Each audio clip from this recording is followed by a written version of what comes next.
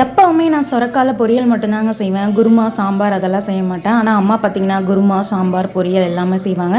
So இன்றைக்கி சொரக்காய் குருமா செய்யலாம் அப்படின்னு சொல்லிட்டு அதுக்கு தான் ரெடி பண்ணிகிட்டு இருந்தேன். அதுக்கு பார்த்திங்கன்னா ஒரு குக்கரில் ஒரு பட்டை, லவங்கம், ஏலக்காய், சோம்பு, ஜீரகம், மிளகு, 5-6 வரமிளகா, ஒரு 2 பீஸ் அளவுக்கு தேங்காய் இது எல்லாத்தையும் வறுத்து எடுத்து அரைச்சி வச்சுக்கோங்க.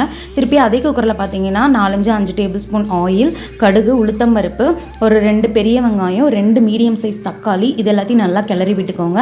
அதோட பார்த்தீங்கன்னா 1/2 டீஸ்பூன் மஞ்சத்தூள், 2 டீஸ்பூன் அளவுக்கு மிளகாத்தூள் ஆட் பண்ணிக்கோங்க. இது எல்லாத்தையும் நல்லா கிளறி விடுங்க.